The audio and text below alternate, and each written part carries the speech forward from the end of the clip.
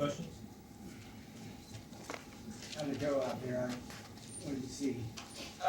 We had a tough go. I thought we started, pretty good, and then things kind of fell apart. We gave up a couple long touchdowns defensively, and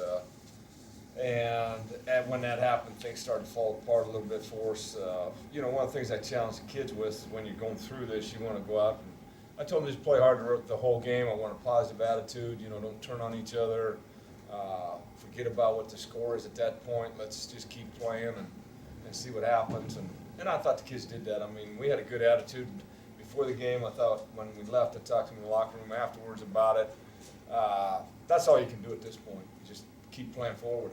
So, hey, your lackadaisical defense seemed to affect your offense in the long run. What do you have to say about that? I don't know if we're lackadaisical. I thought we gave up some big plays. I mean, I don't think lackadaisical is the right word with that. Agreeable. Yeah, we had one guy that had a breakdown, and maybe that guy was just faster and better than him at that point. But I don't agree with you on that lackadaisical stuff. I noticed you had Deion Sanders Jr. in on kickoffs, and you got a couple of kickoff penalties on the other team. Can you talk about his impact on special teams? I like what he does back there. He's explosive. I don't know if he's fast enough to take the distance on you, but people know the name and they respect it. And Deion's a good kid. I like his attitude, and he's a go-getter type guy, and that's what you want back there. Last week you talked about some guys getting out of their assignments, trying so hard to make a play. Did you see them? Was that cleaned up this week in your eyes, staying within the assignments? Yeah, I think so. I mean, we had a couple assignment busts, I thought, late in the second quarter there. But that's just guys, maybe, I don't know, just things that went wrong at certain points. I always say if you grade out in 80%, you're right on your assignments in the game. You're playing pretty good football. And I thought, and again, I'm going to have to watch tomorrow, but I thought for the most part, kids did what we asked them to do. Now, what prompted the change from Prestige? Was it ineffectiveness, or did you just want to get the guys in? And moving forward, what do you foresee using the most? Well, I think it's we're still evaluating that situation. Obviously, Stitch wasn't having a great day out there today, and we want to take a look at Matt and see what he could do. And I thought Matt did some good things again with his legs. Threw a couple of good passes, but he was 3 and 9 on the day, and 33% ain't going to get it done at quarterback. So we're struggling there. Let's be honest with it. And one thing you guys find out about me, I'll tell it the way it is, and we're struggling at that position. After he came out, Kirstich had some big kind of wrap on his arm.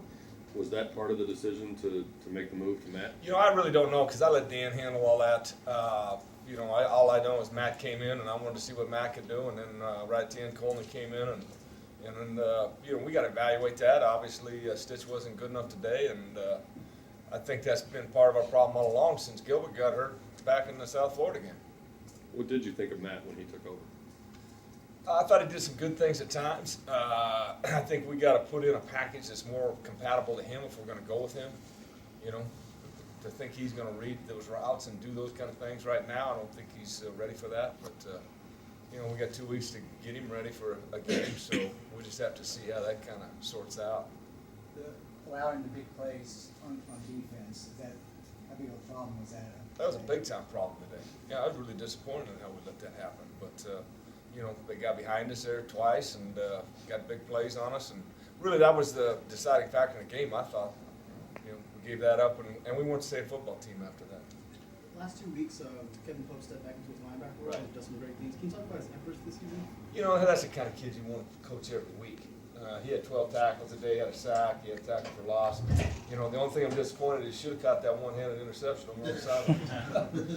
No, you gotta love that kid. I wish I had 20 of them.